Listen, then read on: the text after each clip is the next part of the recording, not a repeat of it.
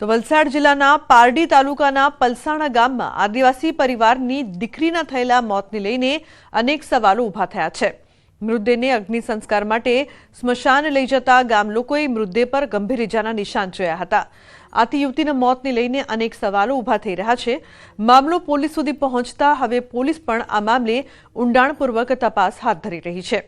જો કે અત્યારે તો ભગત ભુવા કે મેલી વિદ્યાના ચક્કરમાં યુવતીને શરીરે ડામ આપવામાં આવ્યા હોય તેવી ચર્ચાએ જોર પકડ્યું છે। સ્મશાન ભૂમિ પર અંતિમ ક્રિયા વખતે વિવાદ અને બબાલ પણ થઈ હોવાની ચર્ચા છે। તો બીજી તરફ પોલીસ દ્વારા આ મામલાને ગંભીરતાથી લઈને ઊંડાણપૂર્વક તપાસ હાથ ધરાઈ છે। સિવિલ હોસ્પિટલમાં સારવાર દરમિયાન 13મી એપ્રિલના રોજ આ દીકરીનું અવસાન થયું છે। આ બનાવ બાબતે તાત્કાલિક પોલીસ ઇન્સ્પેક્ટર ગઢવી અમે લોકોએ એડી મુજબ જે છે ગુનો દાખલ કરેલો છે અને એની અંદર ફોરેન્સિક પીએમ કરવામાં આવ્યું છે।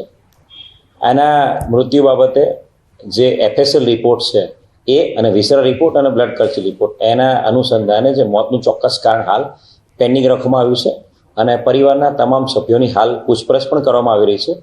ભગતો કોઈ ભગતે કેવું કે હવે આમાં સાચી રીતે ભગત કયો છે તે બી લાવવું જોઈએ। આમાં કયા ભગતે કહેલું છે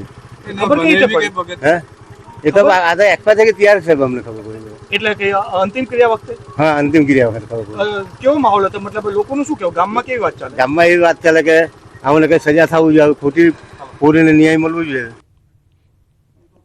તો આ મામલે વિજ્ઞાન જાથાએ પણ પ્રતિક્રિયા આપી છે।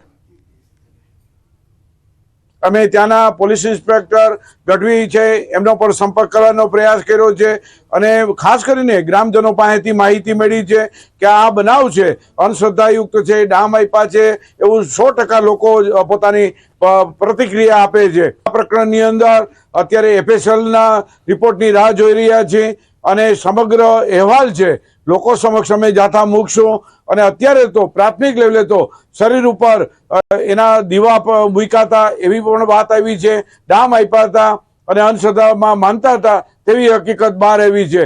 તો આપણે સૌ ચિંતિત છીએ, હું ને તમે આવા બનાવોનું પુનરાવર્તન ન થાય તેના માટે કટિબદ્ધ છીએ। વિજ્ઞાન જાથા પણ જાત માહિતી લઈ